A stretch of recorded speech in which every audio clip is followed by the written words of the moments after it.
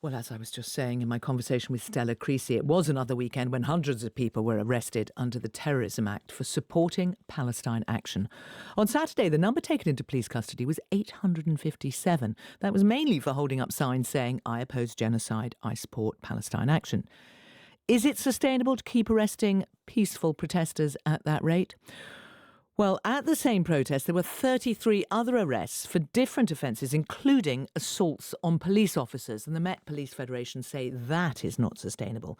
In a statement this morning, its chair, Paula Dodds, said her colleagues are emotionally and physically exhausted. And Paula joins us on the line now. Good afternoon. Good afternoon. Can you explain, first of all, what you mean when you say emotionally and physically exhausted? Why? So, as we've seen, these protests have been ongoing for a number of weeks now. There's multiple officers being refused annual leave, having their rest days cancelled, and our colleagues are being taken from their day jobs into central London to police protests. So there's no one to cover the work that they're leaving.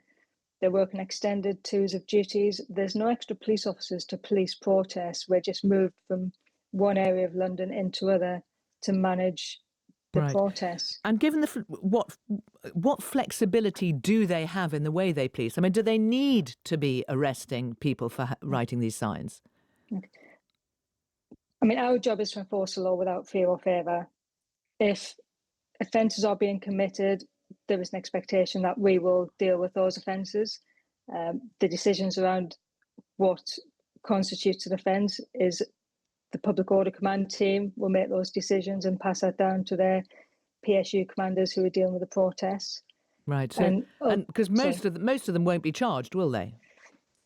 That will be a matter for the CPS.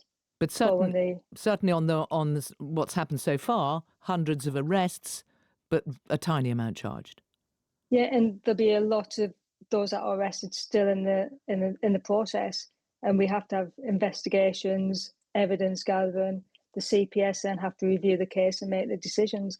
And we've also got the ongoing, I think, review on whether it is going to be a prescribed terrorist organisation in the High Court. The government decreed it as a terrorist organisation, and we have to deal with those decisions. Right. I mean, you say it's unsustainable. What would you like to change? Do you want to see a change to the law? What would make the difference? For me, peaceful protests, we deal with protests every week in London. When we know that this particular group are coming out to be arrested because they want us to block up the system, they want to show that we as an organisation don't have the capacity to deal with it, but we do. But what that means is that my officers, the officers that I'm here to represent and talk about, end up working 20 hours a day. There were some officers at the weekend working over 20 hours. And that's not sustainable. Okay. So just to get to the bottom, is it just pressure from the amount of work, or is it the type of work as well? It's both. It's the pressure and the type, because don't forget, all these officers have still got day jobs outside of police and protests. So when they go back to work the following day, with few hours in between, they've still got to then police the areas of London and keep the communities of London safe. So ultimately, do you want the government to change the law? Is that what you're saying? We will always facilitate peaceful protests. Whether or not we can or we... I think the difficulty with protests is that when there's sustained protests, Palestine Action Group coming out every week, we will have to police that every week. If they weren't, there are some protests that we don't police at all, because of the numbers, and they don't have an impact on the communities in London and the public. So I think it's a really difficult choice, and what the government can do, I don't know. Because the Human Rights Act allows your message is as much peaceful. to Palestine Action then.